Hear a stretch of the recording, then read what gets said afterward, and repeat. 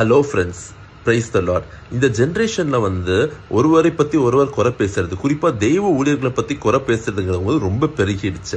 கலாத்தியர் 5:26 சொல்றது ஒருவரை ஒருவர் கோபம் மூட்டாம இருக்கணும் அப்படின்னு. சரி, அதுக்காக நான் ஊழியம் செய்யற எல்லாம் கரெக்டா தான் செய்யறாங்க, எல்லாம் தெய்வ சித்தத்தின்படி தான் செய்யறாங்கன்னு நான் சொல்ல விரும்பல.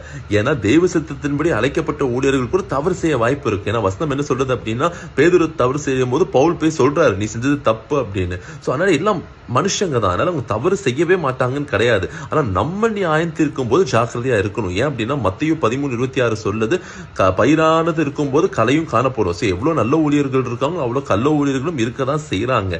ஆனா மத்தேயு 7:2 படி நீங்கள் மற்றவர்களை தீர்ப்பின்படி உங்களுக்கு தீர்க்கப்படும் போட்டிருக்கு. சோ ஒருத்தர் நியாயம் தீர்க்கும் போது நம்ம ஜாக்கிரதையா இருக்கணும். ஏன்னா ஒருவேளை அவங்க அபிஷேகம் பண்ணப்பட்டவங்களா இருந்தா அது ஆபத்தா முடிஞ்சிடும். சங்கீதம் 105:15 சொல்லுது, நான் அபிஷேகம் பண்ணவர்களே நீங்க தொடாமலும் என்னோட தீர்க்கதரிசிகளுக்கு தீங்கு செய்யாமலும் இருங்க அப்படின்னு. சோ என்ன பண்ணணும், நம்ம ஒருத்தரை பத்தி பேசும்போது நம்ம ஜாக்கிரதையா இருக்கணும். என்ன 12:1 மோசேக்கு விரோதமா மிரியாமும் ஆரமும் எழும்பி என்ன பண்றாங்க, நீ செஞ்சது தப்பு அப்படின்னு சொல்லி பேசுறாங்க. எது மிரியாம் ஆரோன் பார்வைக்கு தவறா இருந்துச்சோ கர்த்தருடைய பார்வைக்கு அது தப்பா இல்ல. ஏன்னா என்ன 12:8 சொல்றது, கர்த்தர் சொல்றாரு, என் தாசனாகிய மோசேக்கு விரோதமாய் பேச உங்களுக்கு பயம் இல்லாமல் போனது என்ன. அபிஷேகம் பண்ணப்பட்டவங்களை பத்தி நம்ம பேசும்போது நமக்கு பயம் இருக்கணும். ஏன்னா கர்த்தர் அவங்களுக்காக நியாயம் விசாரிக்க வருவார். அதனால நம்ம யாரை பத்தியும் குறை பேச வேண்டாம், எல்லாருக்காகவும் ஜெபிப்போம். கர்த்தர் நம்மளை ஆசீர்வதிப்பாராங்க. ஆமென்.